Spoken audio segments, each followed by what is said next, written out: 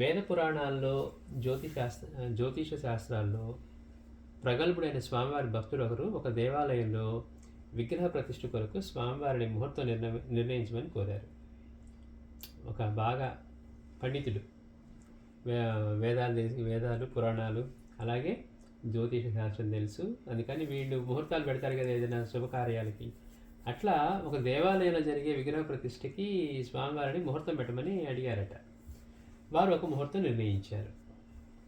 అది చూసి మిగతా జ్యోతిష పండితులందరూ ఏకకంఠంతో అది దుర్ముహూర్తం అని వెల్లడిస్తూ ఆ ముహూర్తానికి విగ్రహ ప్రతిష్ఠ చేసినట్లయితే అరిష్టాలు సంభవిస్తాయని వాదించారు.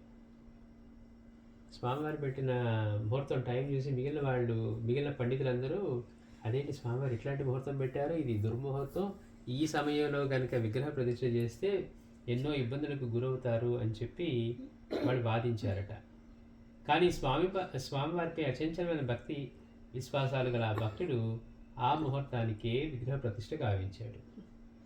కార్యక్రమాలన్నీ సవ్యంగా దిగ్విజయంగా జరగగా ఆ పండిత శిరోమణులంతా కిన్నులైనారు. అంటే వీళ్ళకి ఆశ్చర్యం వేసింది, అదేంటి ఇంతమందికి ఒకళ్ళు కాదు, ఆ ఉన్న వాళ్ళందరికీ ఈ దుర్ముహూర్తం అని తెలుస్తోంది, కానీ స్వామివారు పెట్టారు. అయినా కానీ అన్ని పనులు పైగా ఆ పెట్టించుకున్నది చక్కగా అదే సమయానికి ప్రతిష్ఠ చేశారట స్వామివారి భక్తులు. వీళ్ళు చెప్పి ఎన్ని మాటలు చెప్పినా కానీ వీళ్ళందరూ ఆశ్చర్యపోయారు, ఎట్లా జరిగింది ఇది, మనం ఏదో ఘోరంగా జరుగుతుంది అనుకుంటే ఇట్లా ఎలా జరిగిందని.